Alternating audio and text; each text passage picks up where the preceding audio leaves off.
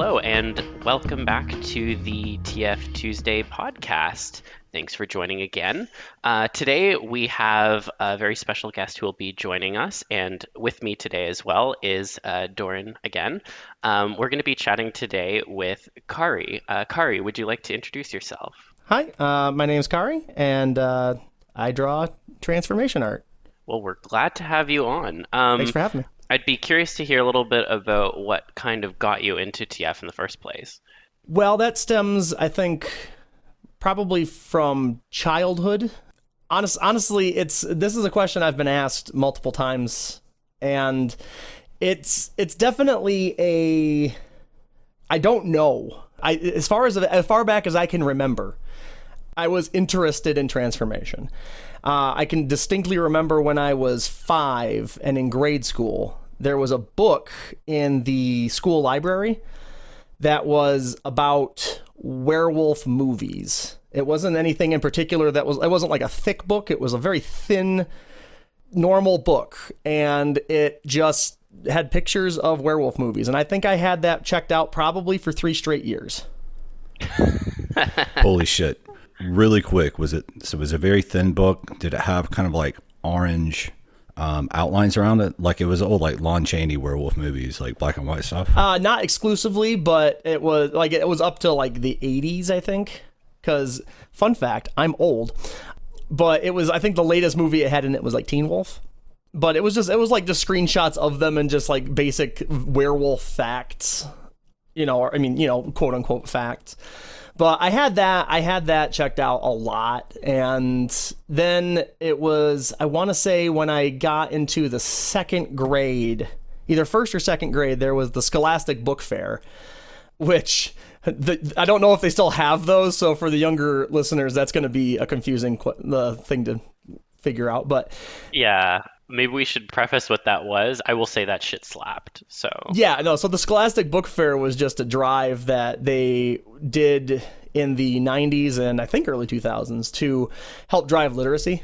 So it was basically you could go to the Scholastic Book Fair and pick out a book that you liked and just take the book. And it was awesome because if you didn't have money, like most children, you could just go get a book. And it was always fun. I enjoyed the Scholastic Book Fair every single year they had it. But one year I went there and they had this weird book that immediately caught my eye. And I was like, I need this book right now. And it was, and let me just describe the cover for you real fast. It had a young man on the cover that sequentially turned into a lizard.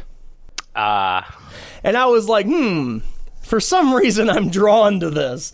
And so I grabbed that immediately, and that started my mild obsession for the next about probably 9 or 10 years of getting every single Animorph book that exists. A very familiar experience. And I mean, they were good books. I mean, the actual like thematics throughout of a lot of them too was like very dark, considering that they were written for like 9 to 11-year-olds. But I mean, like child soldiers and like loss of humanity and like a whole bunch of other really dark concepts that were just like, damn, this is some heavy shit. Yeah, they were fucked up and they've stood the test of time, I will say. Oh yeah, no, like if you can go back and read them, I actually have like digital versions of them, and I was just rereading and I'm like, this is not actually bad. And though I will note, now that I'm in my 30s, it is a little bit easier to get through them. It's they are not what I would call really heavy prose, but overall that was a huge red flag for me back even when I was just a kid, that it's like maybe this is something I'm interested in. But yeah, and then I was just drawn to any show or movie that had any form of transformation in it. It didn't even really matter what it was, and then as a lot of things do. Once puberty hit, that focus kind of changed from just like vague interest into other facets. But yeah, no, I don't remember like a specific moment where it was like, I'm going to be into this now. Well, I mean, that makes sense. I think, when we've chatted before with various folks, I think there's always like, it's one of two categories. Either there is a distinct seminal moment that the light bulb goes off, or it's like it's always just kind of been there in the background and it got like accentuated at some point, but there wasn't any like one light bulb moment.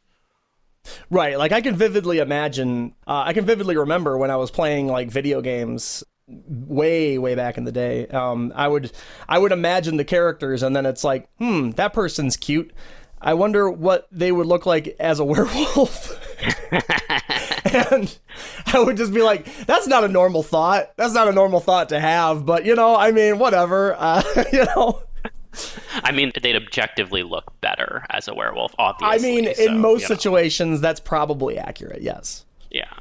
I mean, Luigi, but fangs. Let's go. I mean, come on, right? Yeah. Like, where's my Luigi werewolf TF? Come on. I mean, there's probably a multitude of artists that you could speak to make that happen. Oh yeah. I'm sure it exists out there. Honestly, like I mean, there's a lot of. Have you actually scoured FA? Because I'm sure that's someone's fetish. Oh yeah, 100%. Like if there's a fetish, it's on FA. Especially after they watch the Matt Pat video about how big his dick is. The what? Have you not seen that? There's a game theory where he goes in depth trying to figure out how big Luigi's dick is. Oh my god. And he goes hardcore into figuring out this man's penis. Oh my god. Why? Fun fact, spoiler alert, he is hung. Oh my god. Why would that be something that the game theory guy would focus on? We all want to know that, okay? I think we all know why Matthew Patrick would be obsessed with someone's penis. I mean, yes, that is. Disclaimer, he's been married for 10 years and has a child. He's probably not gay, but he also does like musical theater, so who knows? Oh my gosh. So then I never thought this conversation would go over to game theory, did you? I know, we're talking about Matt Pat now. What is Matt Pat's persona, do you think? Oh, that's a good question. I am inclined to say it would be an owl. I could see that. Because, he likes, I mean, there's obviously the stereotype around owls and, like asking questions, intelligence, whatever. But also, like, I just get a very avian vibe from him. And I feel like that combined with, like, his overall, like, questioning of things would be like, okay, owl. Also, I can completely imagine, like, my sleep paralysis demon being Matt Pat, but, like, his head can, like, swivel at a 180. Okay, well, thanks for coming on. It was great to have you over today. Just you're sitting there trying to sleep, and it's like, but that's just a theory. And it's like, oh, Jesus, no. Okay, it's a theory, God. Anyway, if I've not derailed this enough yet, let's continue. No, it's all good. The thing I was going to ask actually was, in terms of like, we talked a little bit about where your TF interest kind of came in. Were there any of those kind of life experiences that contributed to the way in which you actually go about drawing? Like, we always joke that like every TF person has like a tragic villain backstory. So basically, like, what's yours when it comes to like your art style? Like what prompted me initially to start drawing, or... Yeah, and like, not only what prompted you to start drawing, but also what kind of shaped what you then focused on as part of your drawing. Well, a lot of it stems from the fact that, I am trans, if people didn't know that. But there was a lot of latent feelings regarding that for like most of my life. It wasn't until I was 19 and actually met my first trans person that I realized that was a thing, because I was raised in a very, very religious family, and that wasn't a thing that was known. It was like, wait a minute, you can do that? And so it was that, I think a lot of that was just like repressed desire to physically not be in my body anymore, that probably led to a lot of it. But the actual, like, what prompted me to start drawing specifically was, and again, I've noted this a few times, I'm old. I'm actually not that old, but I'm older. I was alive before the internet. But back when I first like started awakening to, the whole idea of like transformation, there wasn't a whole lot. Like overall, there wasn't like a large pool of people, and not everything catered to what you wanted to see. I remember there was a couple of places, Anime Transformation Archive. Oh wow, yeah. Exactly. Like I said, old. I'm only 35. I want that. We've established previously that I'm at least a jillion, so you're in good company here. Yeah, so you're good. At least a jillion. So you're not saying that you're not above a jillion. It's definitely at least 1 jillion. Yeah, I mean, look, he doesn't look a day over 1 million, okay? So, like, honestly, it's like steal his skincare routine. That's the keto. That's the keto. Actually, mostly tequila. Nicotine. Tequila does have those see, I must have misheard you earlier. I thought you said keto. It was actually Keela. No, it's tequila. Yeah. Yeah, no, so a lot of it was just I wanted to see specific things, or there was ideas that I had or thematics that I wanted to see, and it just wasn't being created. So I was like, I should learn to do these things. And even when I was younger, I mean, I doodled a lot. I never thought I was like an artist or anything. I mean, most of what I doodled was not good. And then later, I think I was 16, I decided, like, I'm going to try to draw something. So I found a reference of a person. It was just some random person from Google. And I was just like, I'm going to try to draw this person. So I just grabbed a number 2 pencil and some legal pad and just started going to town. And it was not bad. It was not bad. And I was like, okay, this is decent, And then my parents actually saw it. It was around my birthday, and I think for my birthday they actually bought me like a whole portfolio, like with big paper, a sketchbook, like really nice pencils, and a whole bunch of other stuff. And they're just like, here, nurture this. And I'm like, okay. Yeah, my parents were very supportive of me learning things, so that was always nice. So they kind of were like, here, learn the stuff, do the stuff here. And that's kind of where I got started, is I just started drawing stuff in a sketchbook. And I started going to a community college art class around that same time. I graduated early. I took the GED when I was 15 and a half, because I was homeschooled and I was sick of going to school. So I just stopped. But so I started college early on, and I was like, okay, this is fun. And then I actually failed that drawing class. Oh my God. I was not really interested at that time in learning what it was that the professor was teaching me. I see. I was one of the artists that learned to draw by watching anime. Yes, the seminal experience. And through that, I didn't actually learn how to draw. So it was an experience for me to go into a situation where it's like, look at things and try to like draw them. And I'm like, I don't know how to do that, because all I've ever done is like how draw anime, how draw a person. And I didn't have a grasp of like how to look at objects and like really see them and whatnot. And it was something where I failed that class just because when I did the homework, I didn't do it right. And I stopped doing the homework and it was just drawing anime. And the professor even was just like, I like that you're drawing anything, but can you draw what I've asked you to? And I was like, maybe. And I had to unlearn a lot of that. I had to unlearn how to draw. After I stopped going to community college and I started going to a university, and I was like, well, I still enjoy drawing. And then I took an art class and somebody was like, you need to like stop doing what you're doing and do it right. And I recognized that they were correct, and that I had no understanding of anatomy. I had no understanding of how to like actually draw a person. And looking back on artwork that I did from that time period, I'm like, no, I had absolutely no idea what the fuck was going on. I was drawing things and they looked acceptable enough to me at the time, but like I look back at anything I draw now and I'm like, that's wrong. But that moment was a big one for me, because it was a realization that I have to start to learn better. And so I had to unlearn how to draw, and then I relearned how to draw through actual like repetitious anatomy studies, and like really trying to like very accurately and physically render something in like a realistic style so I could really understand the anatomy and whatnot. And that led kind of to where my style is now, which is, I try to kind of blend that into the more anime style that I enjoy, but with a better understanding of the anatomy. Yeah, it must have been a little daunting to have to unlearn and relearn everything.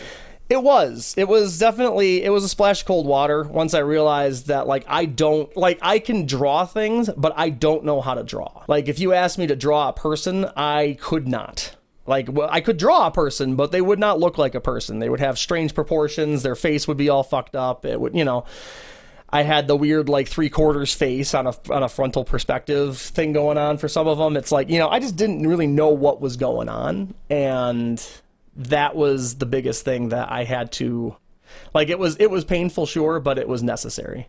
No, that makes sense.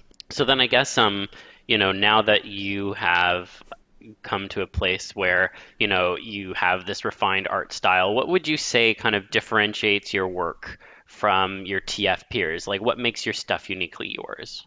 I think the biggest thing that I've noticed and that I've been told by other people is that my work has a lot of subtext in terms of character. Like like I've been told a few times now that my work tends to tell a story as opposed to just show a picture. And one thing that, especially if you've been following my artwork more recently, you'll know I do backgrounds. I don't shy away from backgrounds. I will spend more time on the background than I will on the person turning into a werewolf. I will meticulously go through with the perspective ruler, and I will draw an entire cityscape, and then it's like, oh yeah, I probably should put a werewolf in here. And that's fun for me. I actually really enjoy doing perspective backgrounds. There's a tool actually in Clip Studio that makes it way easier than it used to be. Like, I liked it before too, but it's way easier with that because it actually clips your paintbrush to the perspective, so you don't have to try to guess the angle and you don't have to try to get the angle right. It's just like, oh, perfect. But yeah, no, I like there have been images, and I've even done streams of where somebody actually called me out as being like, you have spent 35 minutes drawing a shelf. When are you going to start drawing the boobies? And it's like, yeah, and it's like, well, that's not really what I'm focusing on right now. I'm working on this shelf, and it's just like, and then like people will leave, and I'm like, okay, whatever. But it's but that's the biggest thing I think that differentiates my work, is that I'm trying to. And that comes back again to what I studied in school. My minor is in illustration. And so my drive is what's happening in this scene. What is the point of this image? How are these people interacting? What is their relationship? I need to tell you about this character. I need to tell you about their lives through the scene that I'm creating.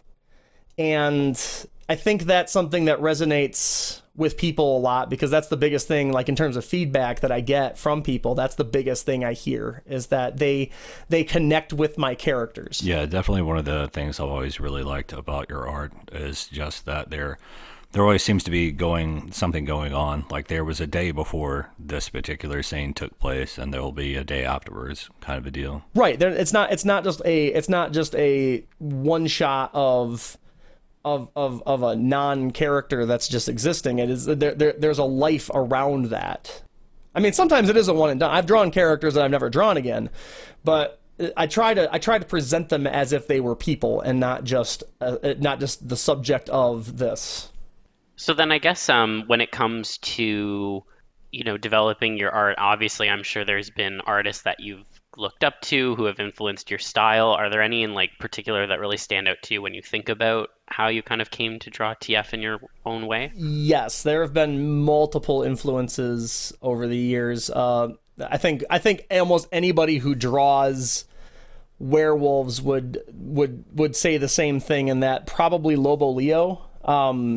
Just because, one, he was like the only person drawing werewolves. Yeah, he's legendary for not only the content he creates, but also the longevity of it. Like, he's been making amazing stuff for a long time. The TF community was built around him, and it's really cool. Now, like, I will just occasionally I just talk to Leo, and it's like, it's interesting. It's interesting going from being like the onlooking person to all of a sudden being a peer. That's a really weird transition. It is. Because it's like, you're just going like, this person is really awesome and I love everything that they do, and then it's like they're just talking to you like you're a person, and it's like, oh my god, wait a minute. It's kind of like that moment when you realize in life, it's like, I need an adult, and you're like, wait a minute, I'm 30. It's like, oh, I've become the adult. I can just blow stuff up if I want, like that's, If I want to go to the store and buy a 30-pack of Mountain Dew and just drink it all right now, I'm going to regret it, but I can do that, you know. Yeah, and no one's going to stop you. No one's going to stop. Well, I mean, sometimes the bank does when you don't have any money, but that's... yeah, I mean, that's true. Yeah. The cops can't stop you if you have that much Mountain Dew. That's true, actually. True. That is a legal precedent. That is the cheat code. Yeah, that was... I think that's the 24th Amendment, actually. Yeah, pretty sure. Yeah, the government will not infringe upon your rights to Mountain Dew. Yeah, pretty much. And then once you've like had enough, you just unlock the secret like enhanced version of life, and then like you have like unlimited lives. So you can just like. I think they just call that death. I think that's the enhanced limited edition version of life is just when you finally get the sweet release of death. Yeah, pretty much. But no, I mean, other than Lobo Leo in terms of influences on my artwork, I mean, there's been a ton over the years. I mean, lots of different artists have come and gone. One that I would like to actually directly call out one. It was an artist on Fur Affinity that went by the name of Godin Dog. I don't think I've ever heard of them before. That's because they died about 6 years ago. Oh, yeah, gosh. I was gonna ask if that was that person. And their characters were all very, you know, their characters felt very alive. They had personality. They had, you know, they had interaction with each other. They, you know, that was a big thing for me. That was like, wow, this is kind of speaking to what I like to see, where it's like they're not just an object being transformed. These are people. And he was a really big influence on a lot of the stuff that I do. And I spoke to him one time before he passed. And it was not even like a real, I mean, it wasn't like, it was just like a, hi, I really like your stuff. And it's like, cool, thanks. You know, but that was really sad. When I saw that, I was just like, my God. And that's like, I think he was like 30. Yeah, he was very young. But yeah, that was really, when I learned that, I was like, oh my God, no, you know. And then of course, you know, then you realize, my God, you can die any moment, and then you know, unless you've got Mountain Dew. Unless you've got Mountain Dew, at which point the 25th Amendment actually it says that you're not allowed to die. That's That's right. But yeah, I mean, there's a lot. I don't know, remember all of them by name, but. Mm-hmm. Yeah, no, that makes sense. I mean, again, I feel like, you know, there's always like the one or two that really stand out, but at the end of the day, all of our content is kind of influenced by the plethora of art and writing and all that good stuff that's out there that we kind of consume over time. One other big one that I remember going to a lot, Canada. Oh, Canada, yeah. Canada, yeah, okay. I never knew how to pronounce it, so that's. But yeah, no, they're the older stuff mostly. Some of it has like a lot of thematically. Their art has gone into direction that I no longer care to see. I'm not going to go into specifics on here. I don't want to kink shame, but that's just not my thing. But a lot of the older stuff, it was like, okay, yeah, no, this is. I mean, none of it was in any way anatomically accurate art. But it was definitely something like thematically. I was just like, okay, yeah, no, this is. I like this, you know. Yeah.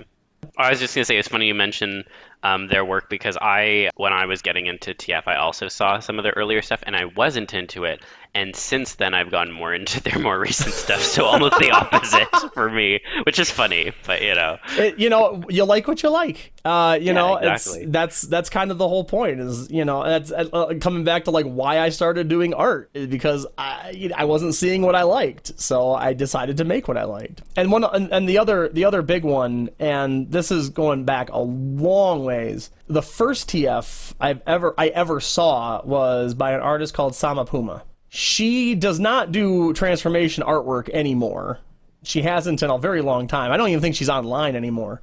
But she had a website that was hosted on the same place that the ATFA was hosted on, and also Werecat's old site, and a whole bunch of other transformation theme stuff. It was the old transform.2 domain. But rest in peace. Yeah, I think it actually still exists. Oh, does it? I think so, yeah. At some point, we're really going to need to have an episode that is just old timers sitting around talking about this stuff. Back in my day. Yeah. Who remembers the TSA? You know, who remembers going through VCL? That was a good one. Oh God! But Sama Puma had a website where she had a lot of anime style transformation art stuff, and that was the first stuff I had ever seen, and it was like that was like, oh, oh, now I understand. Because up until that point, I hadn't really seen anything that even had nudity in it regarding, transformation. And it was like, at that moment, I was like things clicked. And it was like, oh, this makes a lot of sense. I see what's going on here. Now I get it. It's like, but it was like, and it wasn't like that was like, I knew I liked that. There's a reason I was searching for it on Google, but it was like that moment. It's like, okay, now I'm understanding more now. It's, there's definitely the level of disconnect has definitely dropped. But those, I would say that's probably some of the biggest. I want to move on to the species you focus on, but there is one question that I do want to ask, and I recognize I might be opening a can of worms here. Are there any tropes you really hate seeing in TF art and writing? Yes, there is. So there's a couple of things. And this a lot of this, and just disclaimer, these are personal feelings, my own personal feelings. I just, before everybody ats me. No, it's fine. You're not yucking anyone's yum. You're just saying what you don't like. Exactly. Pleasurable TF. If it is set in a world that is supposed to be at least similar to our own in terms of not only technological level, but our understanding of biology and our physical laws that surround and that permeate the universe and hold all of the tender strings that create reality together. There's no way in hell that you're going to change your physical form in a matter of minutes and it's going to feel good. Just not possible. I'm sorry. It would literally be probably one of the most excruciating things in your entire existence. Just straight up, boom, done. I said it. Move on. Wow. Secondly, I've been called out. I love how we have the two opposite reactions. Doran's like, yes, and I'm just like, wow, I'm being added right now. Yes. No. This is now the painful TF podcast. Well, no, I mean, and that's just me, because if you think about the idea of, does anyone else remember puberty? Yes. Do you remember how painful it was to grow a couple of inches over a year? It fucking sucked. Yeah, exactly. Imagine all of a sudden that happening in 5 minutes. That'd probably suck a lot more, don't you think? Yeah, but no. Also, let me have my dreams, Kari. Come on. No, wish fulfillment is a lie, and you should get used to disappointment. But okay. No, no, and when it comes to werewolves specifically, this is my biggest pet peeve in general forever. The alpha pack mentality bullshit that has been debunked a million times, even by the guy who first proposed it. And everyone still clings to it because they like the idea that I'm an alpha male and therefore people are subservient to me. I feel powerful. And it's like, this is the stupidest shit. Yeah. If you've ever studied wolves, it's a family unit. It's literally a mom and dad and their kids.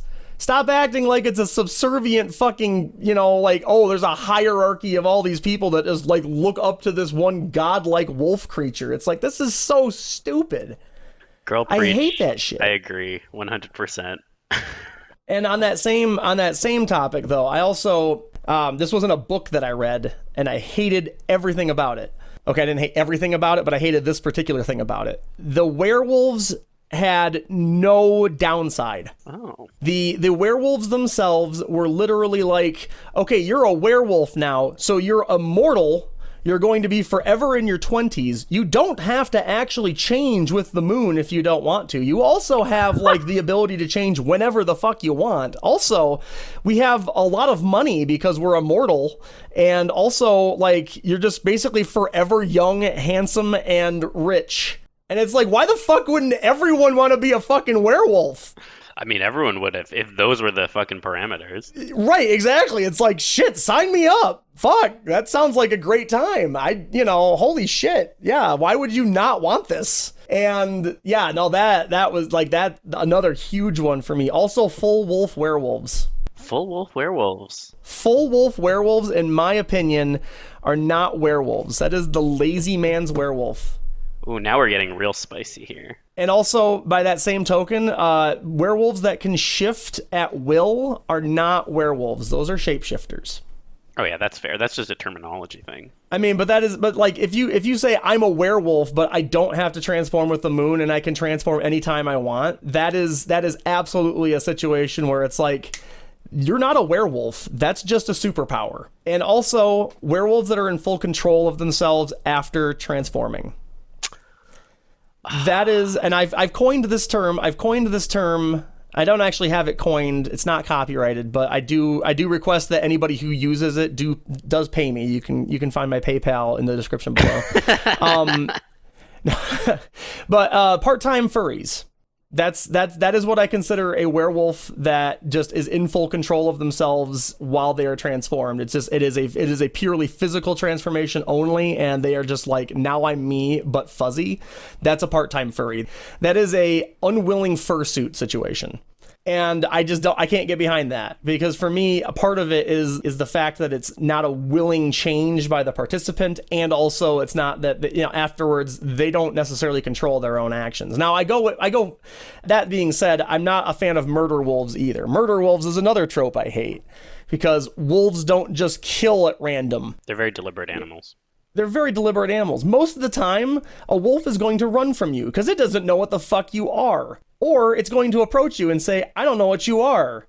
And it doesn't want to bite you. It doesn't want to kill you. It doesn't know what you are. It doesn't know how to interact with you. There's a lot of issues I have. And that's also, like, I could go for hours. We could start an entire podcast of just me complaining about things. But let's not continue down this particular rabbit hole. No, that's entirely fair. Well, I think you touched on some interesting things, and I mean, I think for one, the part-time furries is a very funny term, and I think I'm going to start thinking it in my head when that comes up, because as much as I like both scenarios, to be clear, but now whenever I think of, where you can just do whatever you want afterwards, I'm going to think of part-time furries, because that's very funny. That being said, I have drawn I've drawn every single one of these things. Like, it's not like I've never done them. As much as as a trope, it's not my favorite thing to see, but sometimes narratively it works depending on the story you're telling. So it is a situation where, like, yeah, I'm railing against it pretty hard, but at the same time, I have done that, except for the pack thing. I will never accept that, and anyone who does that, just no. I will find you. I will beat you. Yeah, like the pack stuff. Oh God, I could also go on for hours. So I'll leave it at that. This is a visual aid just for you guys, because the people who are listening to this can't actually, like, see the things that I'm like sending you here. But, like, this is legitimately how I feel whenever somebody brings that kind of stuff up. It's just it is absolutely just that feeling right there. Just, for everybody in the audience here, it is it's the cow that's, like, looking up and, like, like in a fighting pose, and it's just like, what the fuck did you just say? Fight me IRL. Do you even lift? And it's that's exactly how I feel. It's like, I am going to hurt you now. But anyway, moving on. Yeah, moving on. I think one of the things that I was really curious to kind of talk to you about was kind of your species focus in your artwork, because the vast majority of your work kind of focuses on wolves, donkeys, and dogs as species for TFing. Now, obviously, these are not an unusual focus to have. There's a lot of people who dabble in those, like, realms specifically, but I always find it interesting when people focus on those, as someone who very much has a very broad interest. Wait, so you're interested in broads?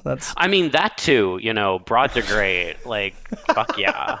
Anyways, I guess the thrust of my question was, why do you tend to stick to those species? And are you just disinterested in other species, or is there something else going on there? I mean, there are definitely some things that just hold no interest for me. Fish can fuck right off. We've already alienated all of our fish listeners from last episode. Pretty much anything that originates in water doesn't do anything for me. As a former shark furry, I'm very offended right now. I can't believe you'd say that. I mean, now that's actually a good question, and this is a legitimate question right now. So, a shark is neither furry nor scaly. What exactly is a shark furry? It's an aquatic. What is the terminology for aquatic. that? Is a shark aquatic? Yeah, I think that's the one that I've heard the most often. But that doesn't really roll off the tongue as well as scaly or furry. Oh, it does I feel not. like before this episode ends, we need to brainstorm a few ideas for what those should be. Yeah. Murder fish. Murder fish. Excuse me, Doran. Now you're indulging in unhealthy tropes around animals because sharks are not murder fish. That's true. They're not murder fish. I don't care. I mean, they do technically murder, and they are technically fish, but that's... Yeah, but, They're a misunderstood. they're very misunderstood. Okay? I'm not saying I don't like sharks. I'm not saying I don't like fish. I don't like to eat fish, actually. I hate fish. I also hate, like, shrimp and crustaceans and all that kind of stuff, but that's a palate thing. That's not really TF interest thing. I guess I'm never having you over for dinner because that's 50% of my diet, so fair enough. Well, I mean, that's fair. I mean, you could also, if you did have someone over for dinner that didn't like fish, you could just not cook fish that night. Yeah, that's a very That is easy a choice call. that you're making. You're choosing to make fish for someone who doesn't like fish. That makes you the asshole. Oh yeah, you're 100% the asshole in that scenario. But yeah, so no, but for me, like, it just doesn't do anything for me. I don't like the idea of aquatic TF stuff. It's just, that's not me. Birds are not really a big thing for me either. I don't know why. I mean, like, I don't mind wings. Like, I've drawn wings before, and while one thing I will say, feathers, the biggest pain in the ass to draw. It is easily, like, top 3 things I lament drawing the most. Anyone out there who commissions someone and says also they have giant wings, I guarantee you that artist wants to punch you immediately in the stomach. Just immediately. But not that they won't do it. Money is a great motivating factor. Money is a great motivating factor. It's true, yeah. But also, they're not going to be pleased about it, but they will do it. But yeah, so those are the biggest things for me. Outside of that, like, there's nothing I really hate. Mm-hmm. Like, there's nothing I'm like really like avidly against. And for me, a lot of it is less the species and more like the artwork itself, the style of it, and like how it's being presented. There have been a few images and artworks that depict things I enjoy heavily, and I didn't like them because the style was very jarring to me. It didn't click. It was a very... So it's like there are definitely situations where it's both a species thing but also an aesthetics thing. In regards to why I gravitate towards wolves and dogs and canines in general, a lot of that, I guess, mostly just comes from the fact that most of my life I was, the thing I was exposed to the most was werewolves and wolves, and also I like dogs, which is weird because I own a cat and I don't own a dog. I tried to own a dog. I had a dog. I actually got a dog. I adopted a dog in November of last year. And there were multiple complications with that. And I actually ended up having to surrender her back to the shelter. But I mean, I loved that dog. She was a really good dog, but it wasn't going to be able to work out just because she needed somebody who had more time and energy to dedicate to her. And I did not have either. So it was not her best life. So I had to make a decision whether or not I wanted to subject a dog to having a sedentary, sad life, or give her the opportunity to potentially have like a better. So, but a lot of it is I've always been a dog person, and and not necessarily the literal sense, but more in the figurative sense, and I've always gravitated towards dogs. I like dogs, and so I think a lot of that just comes down to my personal feelings regarding animals. I just, I like dogs. I don't dislike cats. I've sometimes drawn cats. I drew myself as a cat once. So, I mean, it's not like I don't draw other things. It's just that's not really where my brain immediately goes to. And I think a lot of it too is that, like, with canines especially, you get a lot more range of recognizable behaviors that lends itself to, I think, the idea of the transformation as well as the scene, and just gives you more to work with than just, the visual aspects of it. Because like behavioral changes and like instincts and stuff like that plays a part. Oh yeah, absolutely. And Not for everybody, but for me specifically, it plays a part. yeah, and I mean, obviously with canines, like you said, there's a lot of recognizable behaviors that are immediately, like your viewer will immediately clock them and can form a connection. Whereas, like with some of the other species, it can be hard to identify recognizable behaviors that will resonate with an audience. Right. Yeah. And in regards to donkeys, I feel like probably Pinocchio played a part in that. Oh yeah. I can't imagine that didn't, but it was. But yeah, I don't even remember what really because I never watched, I didn't watch Pinocchio a whole bunch as a kid or anything. Mm-hmm. And if anything, I watched a lot of Peter Pan. I think I've watched Peter Pan probably 50 times. Oh wow. I watched a lot of movies a lot. I was also one of those kids that just watched the movie over and over again, in the same sitting. Okay. And yeah, I think a lot of that because I'm also on the autism scale, so it's I think that was part of that. It was just once I found an interest in something, I just continued to do it. Yeah, same thing with music. If I find a song I really like, I'll just put it on repeat and listen to it for 3 straight days until I never want to hear it again, and then I never listen to it again. But yeah, but in regards to what really drew me to donkeys, I don't know. I really don't. I remember specifically. I was I think a lot of it's the ears. I just think they're cute. The ears are very cute. I mean, a lot of aspects of donkeys are cute. And now that being said, a lot of artists will take it in the opposite direction. And in this particular instance, I'm calling out Vi. Hi, Vi.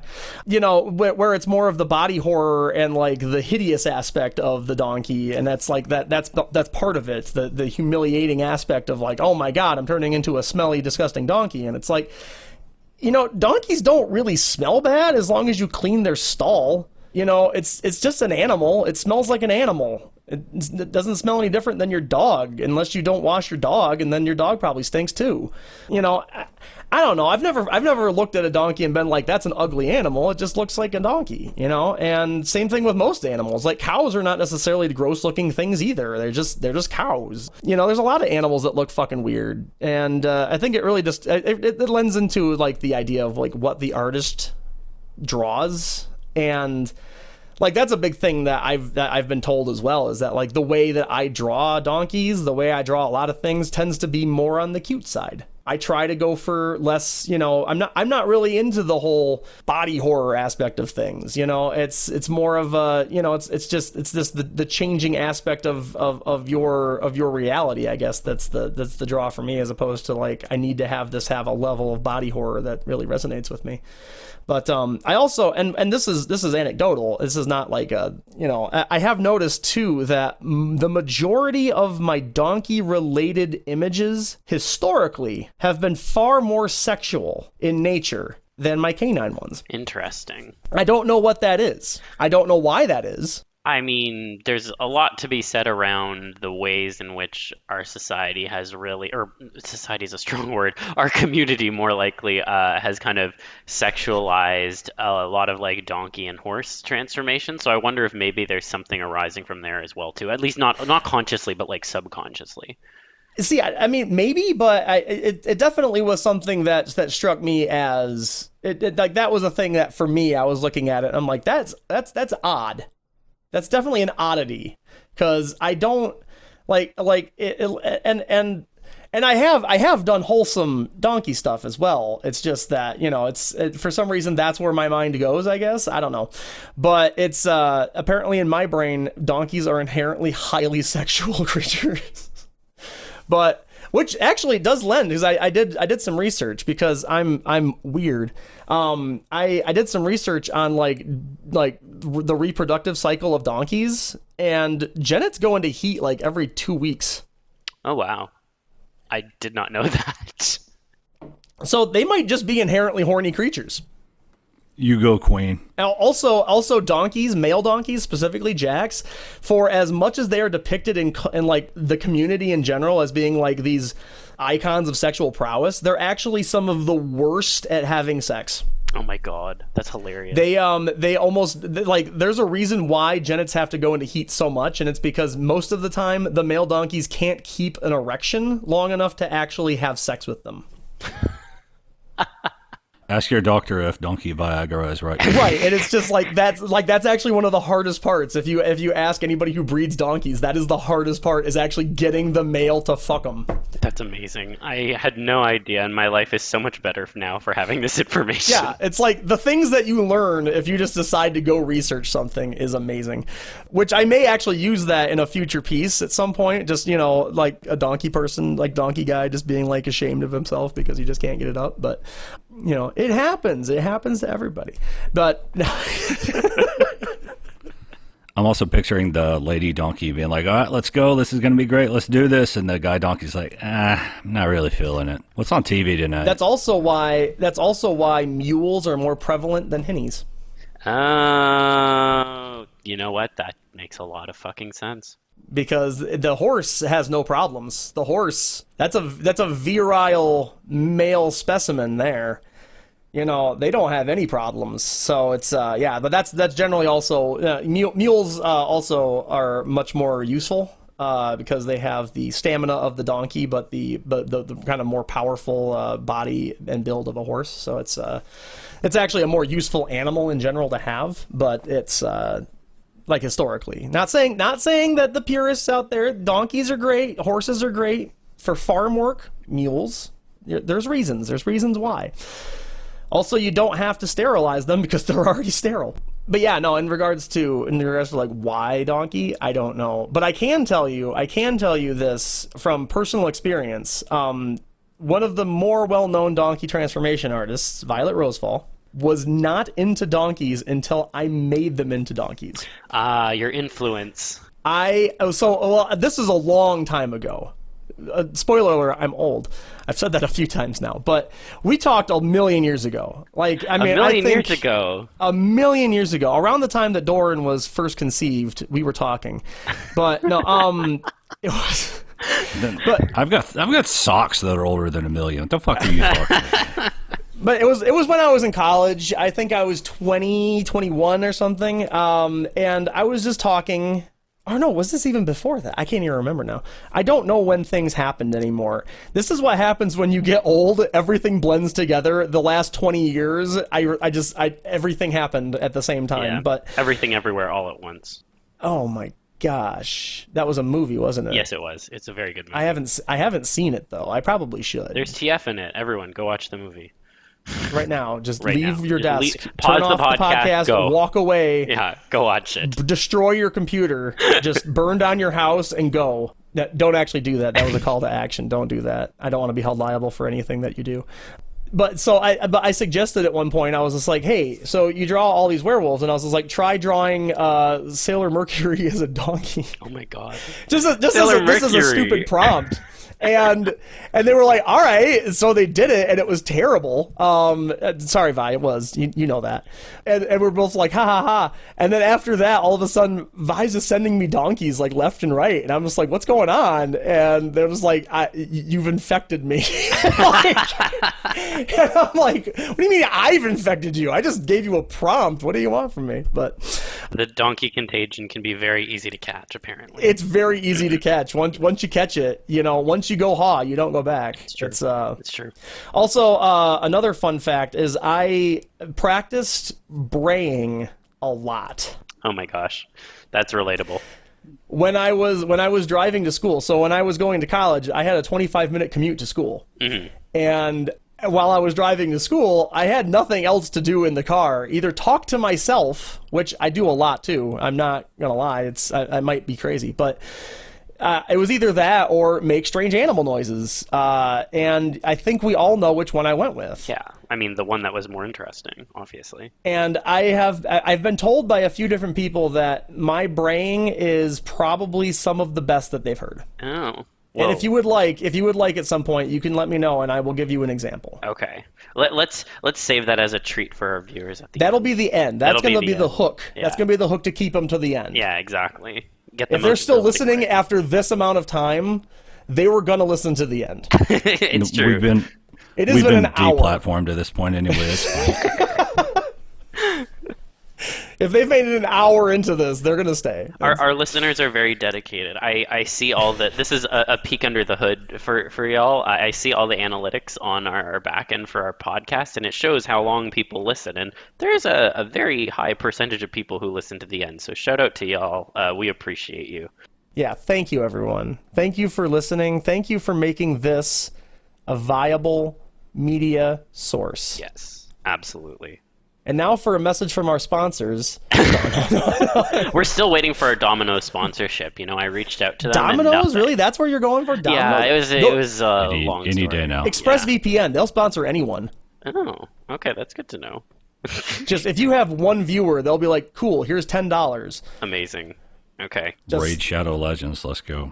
I mean, I don't. Do they even still? Are they even still around? I have no fucking idea. I haven't seen a Raid idea. Shadow Legends in like probably 3 years. Ages. But yeah, I did want to ask. Since we've been talking about donkeys and wolves so much. Raycons. Oh, Raycon. No, sorry, go on. How would you go about explaining the draw of those species to someone who wasn't big on those kinds of TFs? Because I indulge in a lot of very strange or uncommon TFs, and so I frequently get questions about why do you like XYZ. I feel like that doesn't necessarily always get flipped on to the other side, and I think I know there are people who listen to this podcast who aren't into those things, so I'd be curious to hear you kind of also just explain, is there any other unique draws to them that someone who might not necessarily be into it off the bat would be like, oh, you know what, I get what you mean? I mean, first off, the ears. Mm-hmm. Donkeys have adorable ears. They're soft. They're fluffy. What more do you want?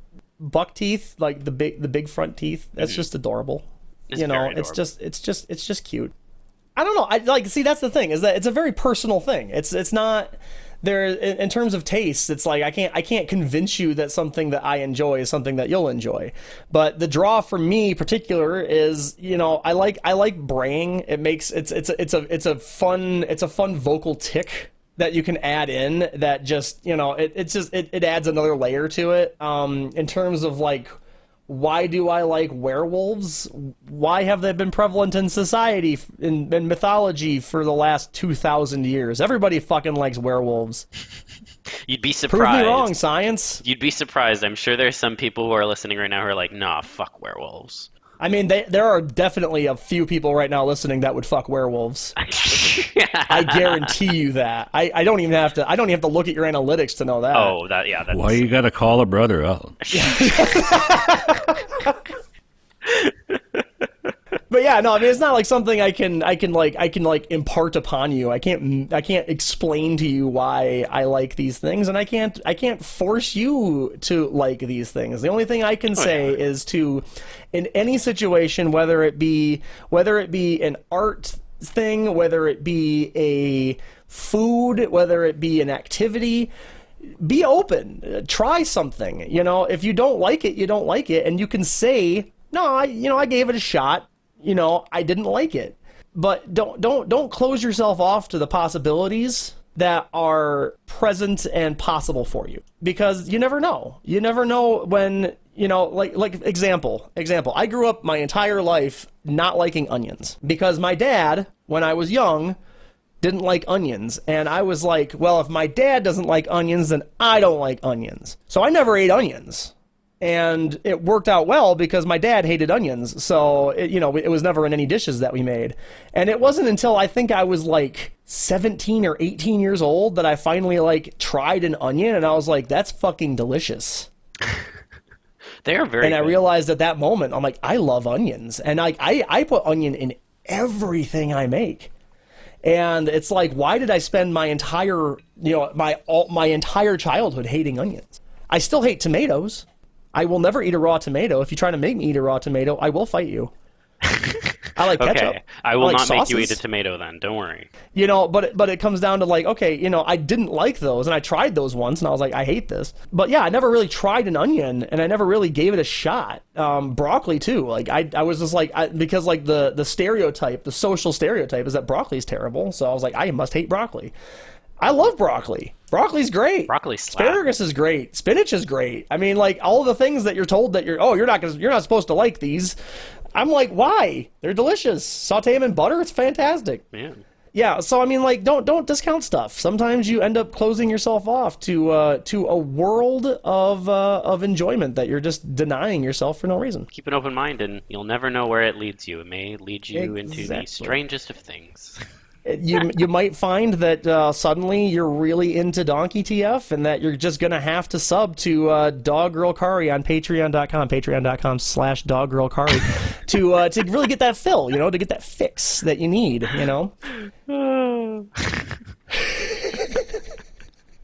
Amazing. No notes. Perfect. Well, then, I guess moving on from kind of the species focus, something that I've noticed in a lot of your work is that it features relationships. Like, relationships are a big part of your stuff. And I know that, we've talked about this in a prior episode with Dorin. So, hey, Dorin. In terms of those relationships. Wait, you talked about me with me not here? No. We talked about exploring relationships with Dorin. Yeah, sorry. I thought you were talking about me in the previous episode. No. But I was right here. You could have just said, "Come on in." Yeah, I know.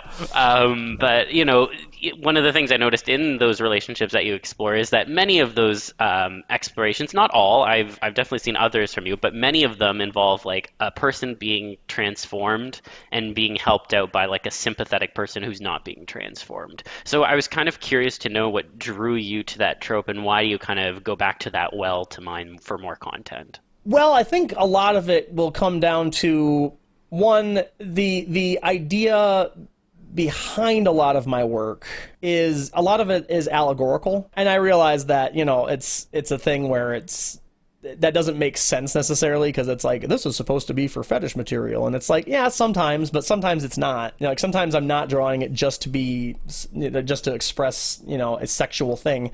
Sometimes it's there to actually, like, say something, message wise. You'd be surprised. A lot of our guests say the same thing. But yeah, so like a lot of my stuff, like my werewolves, my were-donkeys, the borkification. If you've never read the Borkification Guide, I will send you the Borkification Guide. You should definitely check out the Borkification Guide.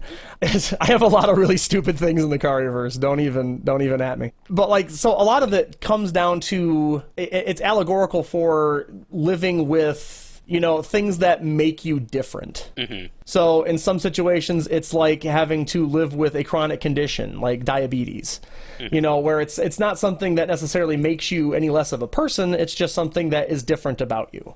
A lot of the stuff that I put into my allegories within, especially my were creatures, my were characters, mm-hmm. is LGBTQ allegorical stuff, where it's it is an aspect of them that makes them stand out, that makes them different, and it shows that they are still a person within that. Mm-hmm. And that's the biggest thing that I try to focus on through most of my work, is that I rarely ever try to show the person as just, it's just, there's a transformation. That's it.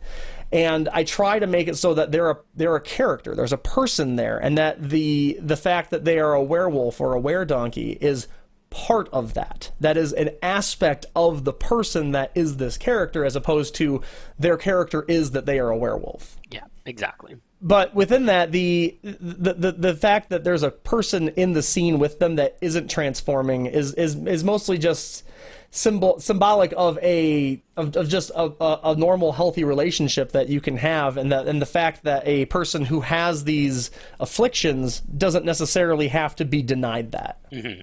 And a lot of that just comes down to the fact that I am trans, therefore I am within that kind of subset, and also I am incredibly lonely. Mm-hmm. But that's a topic for a different podcast. That's the podcast I do with my therapist. Yeah, I mean, I think it's really interesting you mentioned that, because I, as someone who's queer, non-binary, like, all of those things resonate with me, and I think it's interesting that you kind of reframe transformation as a way to kind of address those topics through analogy. I guess I'm curious then to know, like, has exploring those issues through transformation helped you like reconcile aspects of yourself, or is that still kind of an ongoing journey and this is kind of an outlet for your feelings about being on that journey? I mean, to a degree, I would say that it has definitely helped in terms of just exploration of the self. Mm-hmm. You know, I mean, like in the ability to kind of understand and explore the idea that even though I'm different, that doesn't mean that I'm not me. That doesn't mean that I'm not as valid as anyone else. And, you know, because that's something that, you know, I mean, I struggled with a lot, you know. I mean, I think everybody who is within, you know, any level of non-gender conforming person has that. Oh yeah. Where they feel like they don't, like they're like to the world you're not supposed to belong. Mm-hmm. You know, you're abnormal. You're not supposed to be, and that can be really emotionally crushing. Yeah. I mean, I've dealt with a lot of depression regarding that. I've also dealt with depression regarding, you know, general depression, but that's again that's a different podcast. But I mean, yeah, I think to a degree exploring those aspects helps to reinforce the idea that even though you're different, that doesn't mean that you're not a valued person and that you can contribute the same level of either productivity or love or whatever it be that you would take to or approach to a situation as anyone else. Mm-hmm. Yeah. And that you are not defined by that. It is simply another aspect of who you are. Yeah. And I think that, you know, there's also something to be said about, you know, when TF is kind of explored in these ways, not only is it not something that is a negative, it can even be a sense of enhancement. I mean, part of the reason why we focus so much on transformation is it's something that interests us, and it's something that we find, you know, contributes to our overall enjoyment of life in general. So, you know, putting and reframing those kinds of things within that lens, I think, also tries to, you know, take the negative connotations or negative experiences that we may experience within society and tries to, you know, turn them into a net positive. I always think that when it comes to TF pieces, you know, there is obviously a lot of focus on single pieces, like, you know, one person transforming. So it always stands out to me when someone has a particular focus on relationships within transformation. And I think that, you know, obviously you've done an excellent job of explaining the logic behind it, but I think it's just also good to kind of mention whenever it comes up, because I think that, you know, a lot of people who are into TF can, like you said, feel quite lonely in that interest, and I think exploring it through the lens of relationships can make it feel less lonely.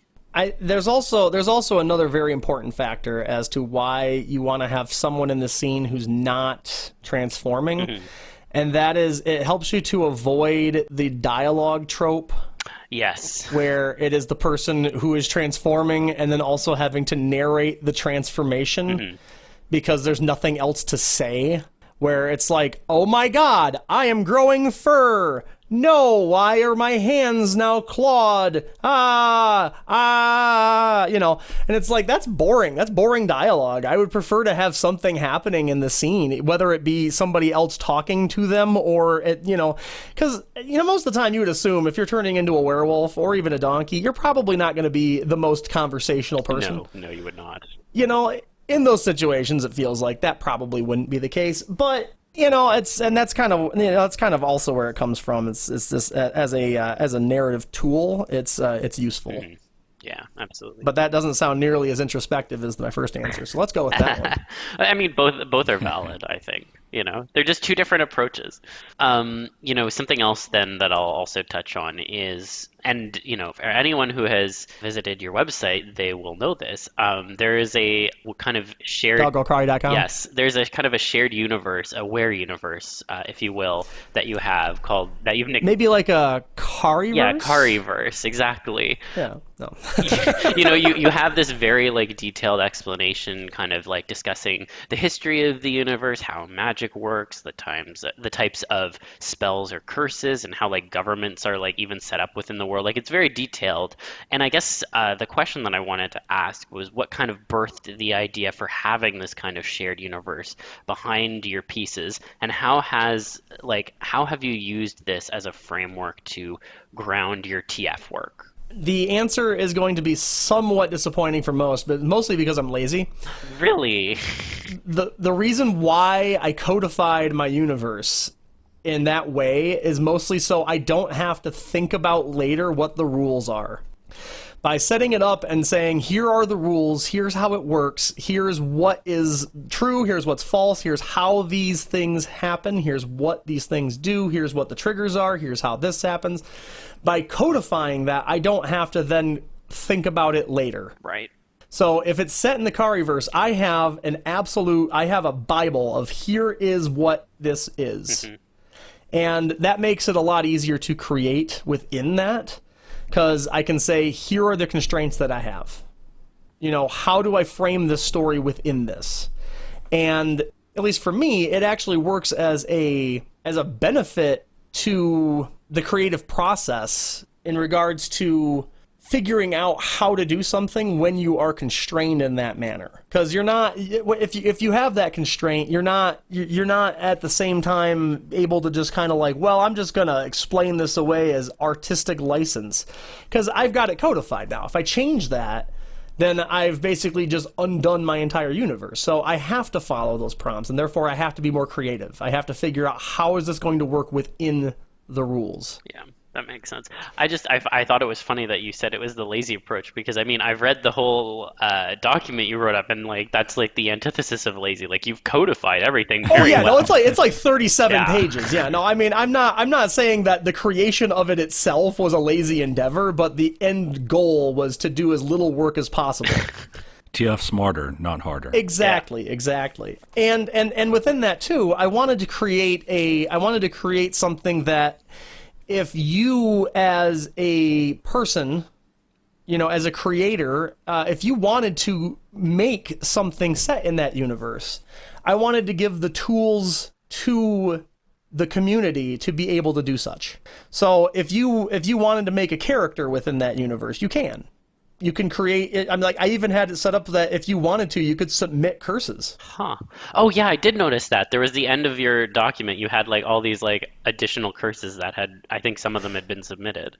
Yeah. I mean, and that's not necessarily something that I draw on for my stuff, but that's something that if you wanted to create something that fell within the kind of universe that I created there, then it's absolutely a framework that somebody could use. And that was another idea that I had behind it, and that's why I tried to make it as readable as possible. I tried to tell it as if it was not being like the actual document itself almost reads like the beginning of it's almost like a history document. Like if you were just taking a history class. After that, it's kind of like, okay, here's just, lists of magic things. And then after that, all of the curses are described in a very almost like a biology course way. It's very conversational in how it approaches things. And I've been told by a few people who have actually read it, that it's a fun read. It's a good time. I enjoyed reading it. I would say probably of the 7 people that read it, you've probably read the most. Most people take a look at it, they realize it has a clickable index, and they just say, nope, and then they just close it. That's what drew me to it. I was like, I can jump to the bits that, like, if I'm going around, because I don't, like, I might not necessarily want to read it sequentially. I don't fuck around. If I make a document, I don't fuck around. That thing is absolutely formatted within an inch of its life. Which is great. But I come up with new ideas to add to it as well. Like, as I come up with ideas, I'm like, I can fit this within the universe. And if I run into a wall in something that I'm drawing or creating or a story that I'm writing, I will stop and I'll say, okay, is there something that I can add in to the universe that would make sense within the setting? And if I add that, how will it, what's the balance? Because in everything that I tend to make, there's always a balance. Every spell that I've set up in there. Which, why did I set up a whole bunch of spells? Because I'm a D&D nerd. Why wouldn't you? Okay, I was going to ask you about that because when I was reading this, I was like, I wonder if this could be D&D compliant. So I'm glad I was not off base. I would absolutely, if anybody out there is really, really good at setting up like rules and whatnot for like a tabletop thing, hit me up. I would absolutely turn the Kariverse into a D&D setting type thing, and it would be specifically so that people could just live out TF fetishes, but that's, That is what you can do with D&D. Like, as someone who has DM'd more than one campaign at this point, I sneak in TF wherever the fuck I can, and it is great. So. Oh yeah, no, I ran a whole campaign. I have my own homebrew werewolf system, and it's ask Scala the Grim if you're listening. Big fan. But within that too, it was designed as a means of being able to add in, not necessarily Deus Ex Machina stuff, but I need to be able to have a situation where they can where it triggers a change. Mm-hmm. Okay, so so that's a negative effect. So there has to be a positive on the other side as a balance. And I always work that into any spell that I create. If it's a larger spell, it has a larger balance. There's a larger cost. So, the big ones have a fairly substantial cost, whereas the smaller ones, not as much. Like a fireball, that's just mana. Boom, done. For ones where it's like, okay, this prevents your transformation if you are a werewolf or whatever. It prevents your transformation for a time, but then as soon as the object is taken off it's like immediate boom, now you're transforming regardless, and it can't hold it off forever, and also it makes it so that the transformation's faster, and also it makes it so that you're transformed for longer, stuff like that. There has to be a balance. For whatever gain you receive, there has to be a downside, because otherwise it's just... it comes back to the idea of why wouldn't you want to be an immortal, forever young, beautiful werewolf? Why wouldn't you just use these spells all the time? Because there's a cost. Because there is a downside. So that's something I've really tried to work into it. And that's also a thing I've tried to work into the curses themselves, where it's, there's, whatever benefits you may gain from it, there are downsides. Exactly. And it's so it's not like being a werewolf in the Kariverse does not necessarily mean it's the end of your life, and it's a certainly manageable thing that you can exist with. It's not something that people would seek out. It's not like they wake up one morning and like, I want to be a werewolf. Our listeners would probably would immediately be like, yes, please, I want this. But for the most part, if you're just talking a general polling, a random assortment polling of, just of voters, probably not the highest thing on their priority list. They're probably going to be more like, actually, I was trying to go for a promotion, not necessarily looking for a lifelong curse. Stuff like that, so it's that's kind of where I try to keep it, and I like to keep it grounded in a realistic aspect, mostly just because we have an objective reality. You see the world a specific way, you understand the world a specific way. So there's two types of fiction.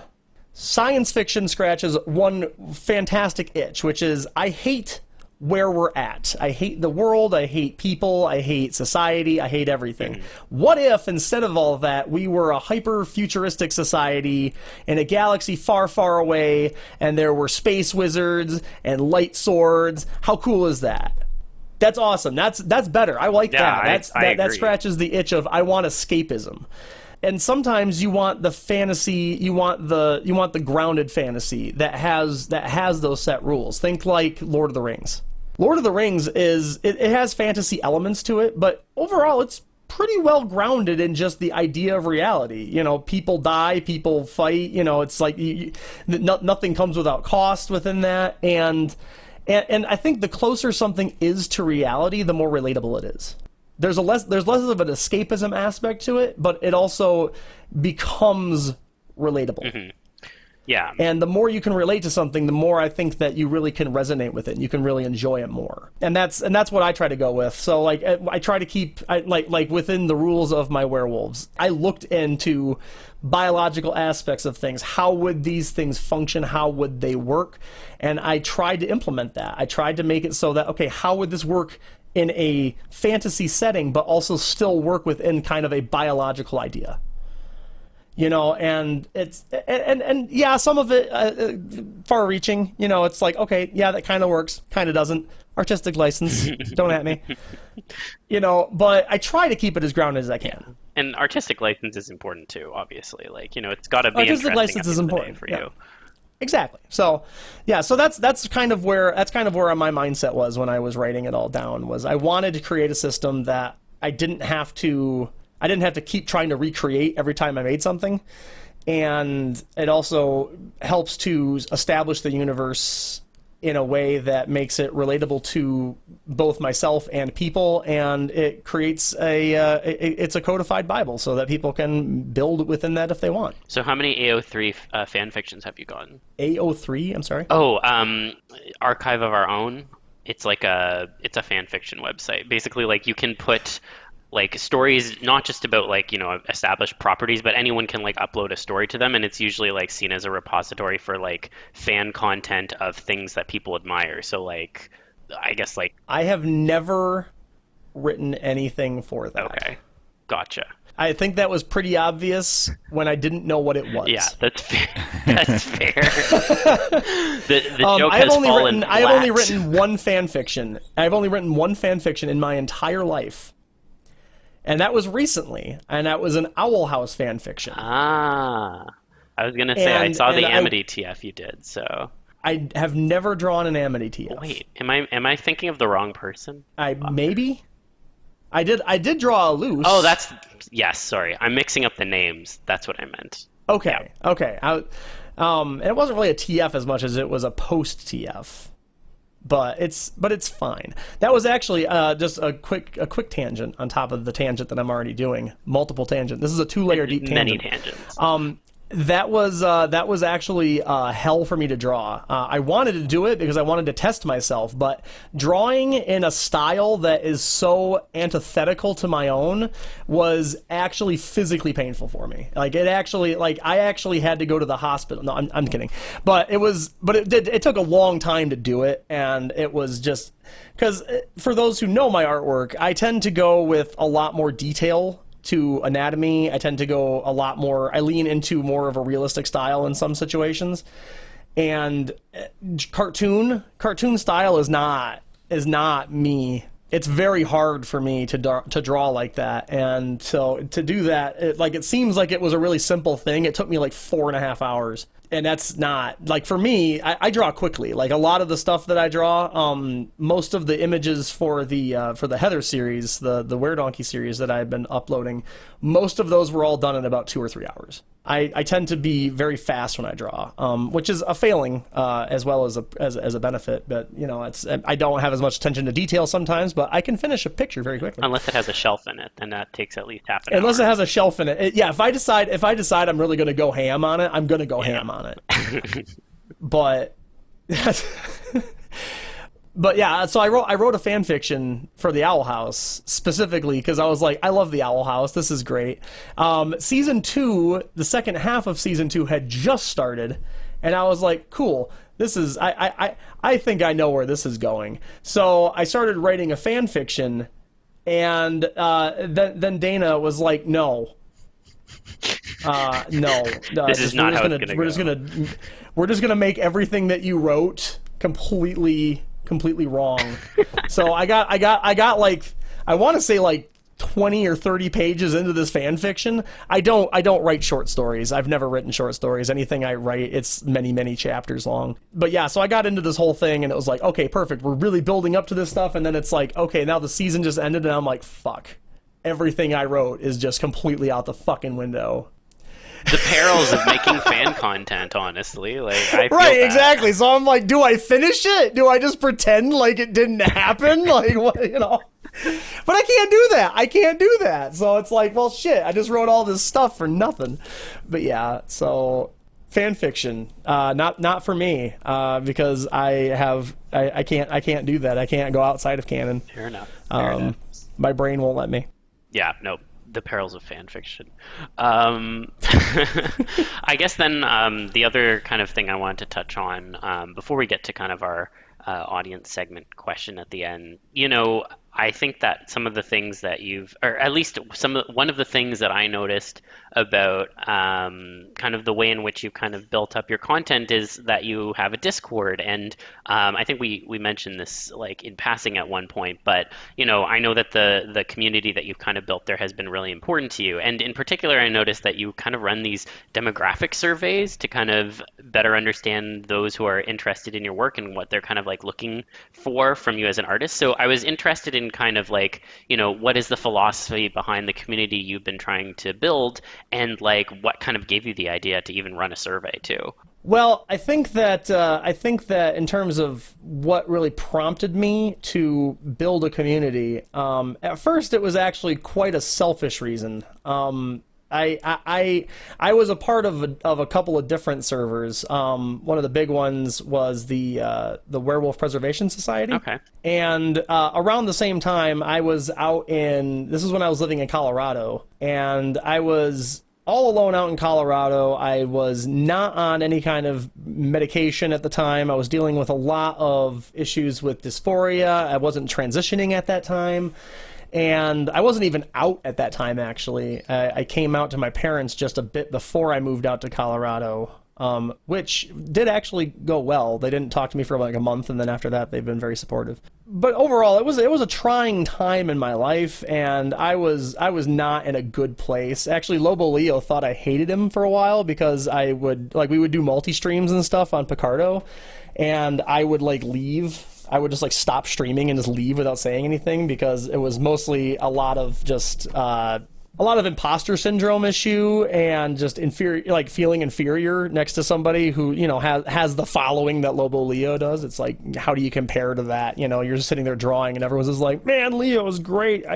Good thing we ignored all the other streams.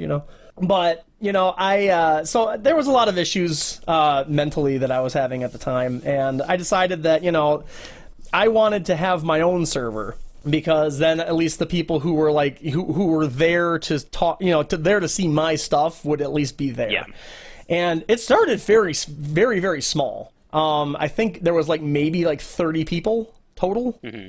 And it was just basically a place for me to post stuff, and at the time they had just integrated Patreon and Discord together, and I was like, cool. So I linked my Patreon to my Discord, and at that time I had, oh my god, I think maybe a total of 12 patrons. I was not doing much on Patreon at that time. This is 2017.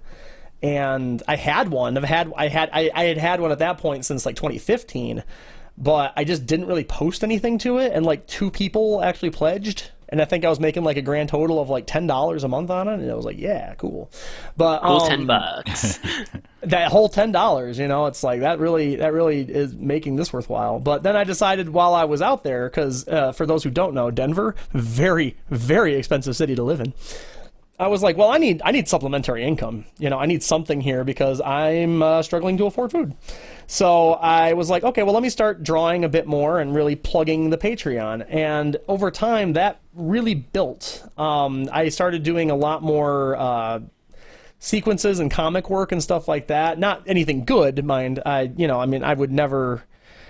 Looking back at everything, I act like I like all my stuff. I actually hate everything I've ever created ever, but that's a personal thing.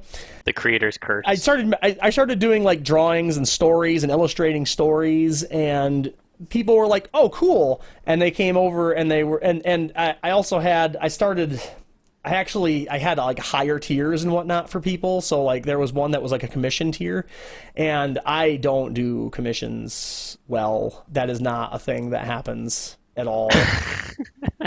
I'm not proud of that fact. Yeah. I'm not, but it's so I had to actually curtail that. But yeah, is there a mental hang up there, or it's a motivation thing as well as a trepidation to, if someone's paying me money for something, I want to make it as good as I can.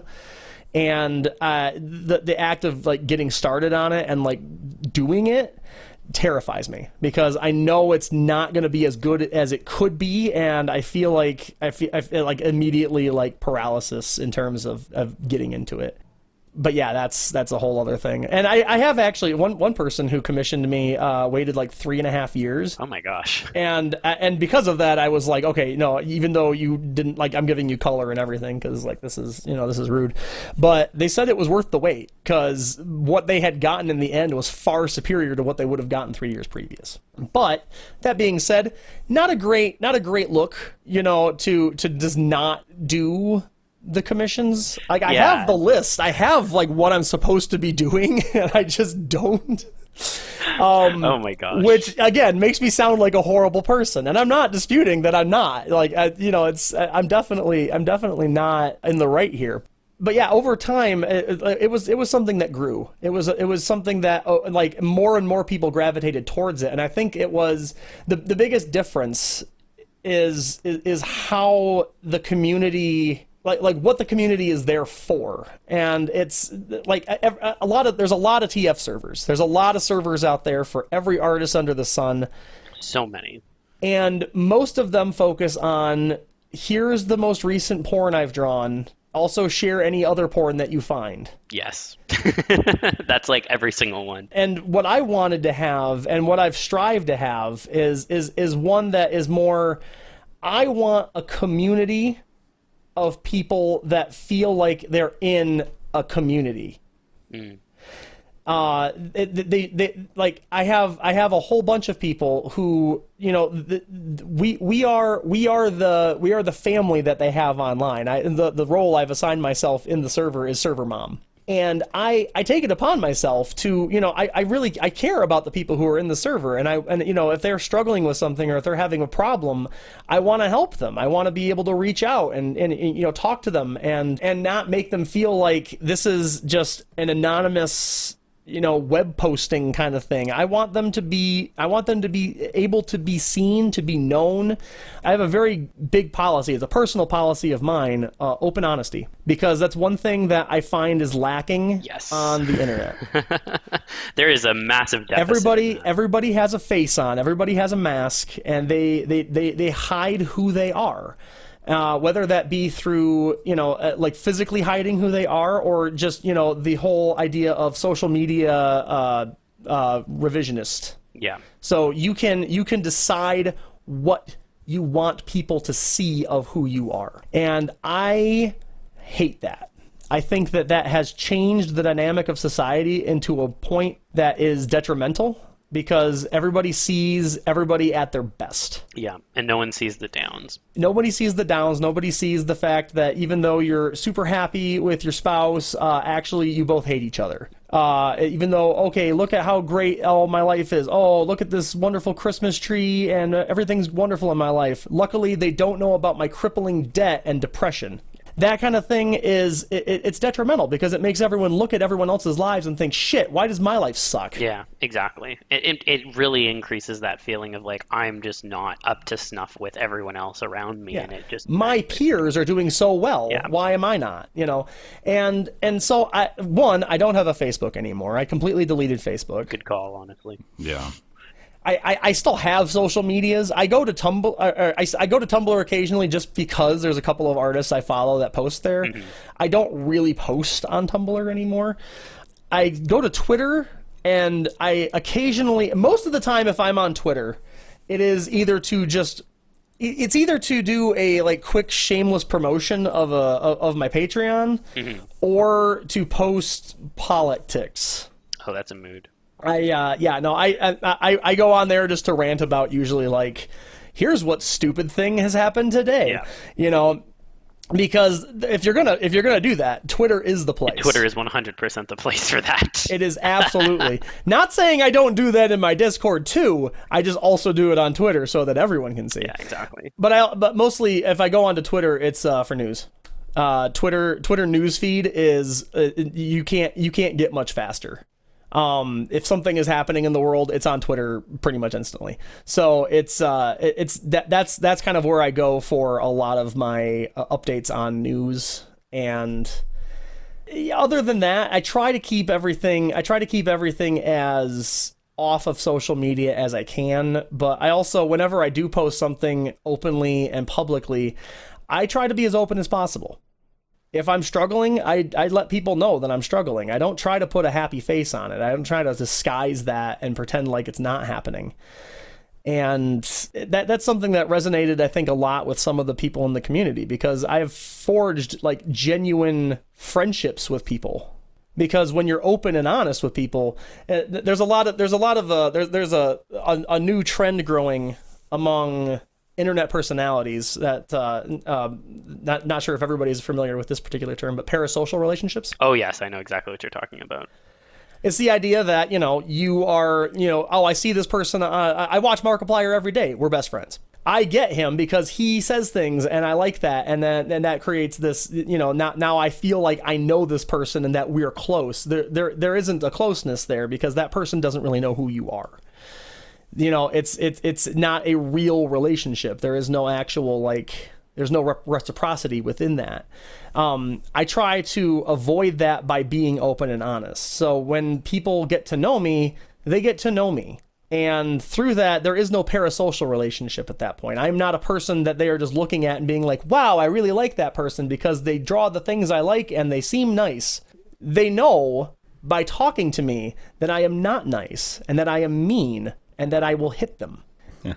It's genuine. It's genuine through and through. Right, and there is a genuine threat of violence when you speak to me. But no, it's no, but that creates that situation where instead of them seeing this facsimile of me or this persona that I've put out into the world, they get to know me, and through that